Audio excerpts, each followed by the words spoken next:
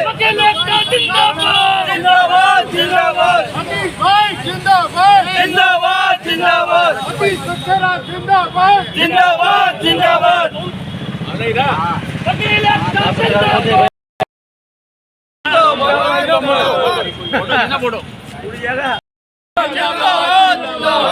अरे जीतेगा क्या, जीतेगा आजा भैया, सतेंद्र अपन जात बार नहीं, आजा मेरे भाई, आजा भैया आजा, आजा यार, अशोक जी को लिया, दिनेश जी आ जाओ यार, आगे ना भाई, अरे मैं भाई से मेरे भाई यार,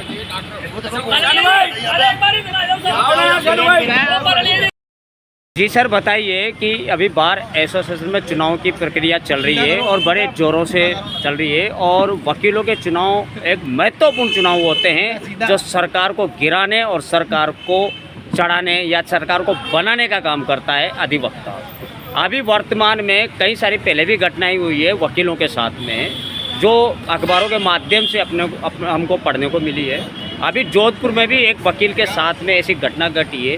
तो क्या ये घटना घटती है, हम अखबारों में पढ़ लेते हैं, नारेबाजी कर लेते हैं, क्यों नहीं इस पर परमानेंट ही ऐसी घटनाओं पर रोक लगे? इसको लेकर कोटा बार एसोसिएशन यानी जो अभी जो नई बार बनेगी वो किस तरह का कदम उठाएगी? ये जो घटना है वो कितनी दुर्भाग्यपूर्ण है? सर्वप्रथम तो मैं आपको ये निवेदन करूं कि संस्था का चुनाव है, परिवार का चुनाव है। आज मैंने नामांकन भरा है। सभी मेरे अधिवक्ता साथियों, भाइयों बहनों का मैं हार्दिक दिल से अभिनंदन करता हूं, जो लोग मेरे साथ रहे, जिन्होंने मेरा नामांकन भरवाया। परिवार के चुनाव में किसी एक को ही अध्यक्ष बनना है, किसी एक के पास ही नेतृत्व आना है। दूसरी बात जो आपने मेरे से कही कि जिस तरीके से वकीलों के साथ वहाँ एक वकील साथी के साथ इस तरह की अप्रिय घटना हुई है, क्रिया की प्रतिक्रिया होना आवश्यक है। मैं संविधान में विश्वास करता हूँ। अंबेडकर जी के बनाए हुए संविधान का हम निश्चित तौर पर पूरे देशवासी पालन करते हैं, उनका अनुसरण करते हैं। लेकिन पुलिस प्रशासन इस बात को कतई नहीं भूले कि हम समय आने पर महाराणा प्रताप जी की तरह आघात करना भी जानते हैं और उसी रूप में बदला लेना जानते हैं। जिस प्रकार से एक सीआई द्वारा एक निहत्थे हमारे वकील साथी और उसके साथ जो हमारी वकील बहन थी, जिस प्रकार का दुर्व्यवहार किया गया, अगर निश्चित तौर पर कोटा में इस तरह की घटना होती तो मैं उसके तीनों सितारे खींच लेता और मुर्गा बना के मारता। उस सीआई को यहाँ क्रिया की प्रतिक्रिया देता। इतना खून खोला है अंदर से कि हमने वकील बनने के बाद इस कोर्ट को माना है, संविधान का अनुसरण किया है, कर्तव्यों का पालन किया है, अनुशासन में रहने वाला एक वकील समुदाय है। और वकील साथी के साथ इस तरह की घटना हुई है उसकी मैं निंदा करता हूँ।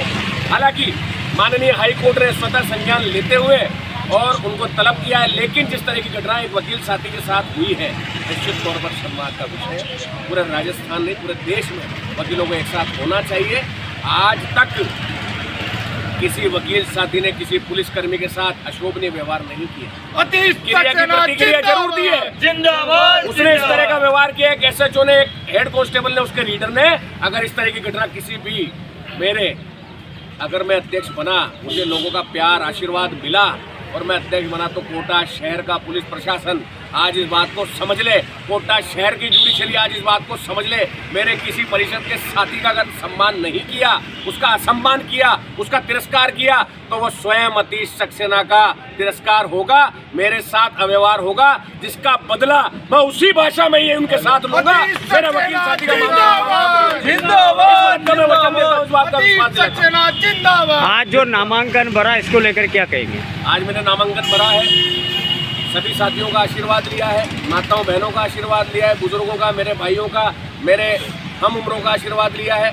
सबके आशीर्वाद, सबके प्रेम से, सबके स्नेह से मैंने आज नामांकन बनाया। पूर्व में उपाध्यक्ष रहा हूँ। लोगों ने ज़्यादा से ज़्यादा मतों से मुझे पूर्व में उपाध्यक्ष बनाया था। मेरे उपाध्यक्ष रहते हुए आज जो मेरे पीछे स्टैंड नजर आ रहा है, ये मेरी देन है।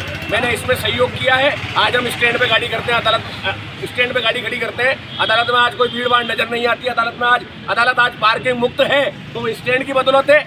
इस तरह के ये टीन लगाना, पानी पिलाना, पानी की व्यवस्था करना, बिजली की व्यवस्था करना, ये तो मेरे लिए 5 मिनट का काम है। लेकिन मैं वकीलों के मान सम्मान के लिए लड़ रहा हूँ। मेरे अगर एक भी अधिवक्ता साथी का मान सम्मान कम हुआ तो मेरा मान सम्मान कम होगा। इसका निश्चित तौर पर भुगतान प्रशासनिक अधिकारियों, जुडिशियल अधिकारियों को करना होगा। इस बात का मैं वचन देता हूँ।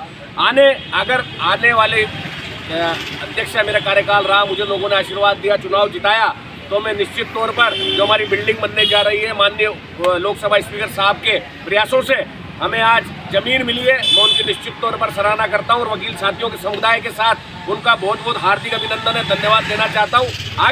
आगामी बिल्डिंग बनाने के लिए हम लोकसभा स्पीकर साहब के साथ प्रयास करेंगे। निश्चित तौर पर वो हमारे यहाँ के नेता और हमारे को बिल्डिंग बनाने में उनका पूरा सहयोग मिलेगा और हम उनके पास जाकर प्रयास करते हुए और बिल्डिंग बनाने का प्रयास करेंगे। वकीलों को सुगम व्यवस्था हो, सुव्यवस्थित व्यवस्था हो, वातानुकूलित व्यवस्था हो और सारी अदालत एक ही साथ चले, जिससे मेरे वकील साथियों को कहीं नहीं जाना पड़े। इसका मैं भरसक प्रयास करूंगा। जय भारत, जय हिंद।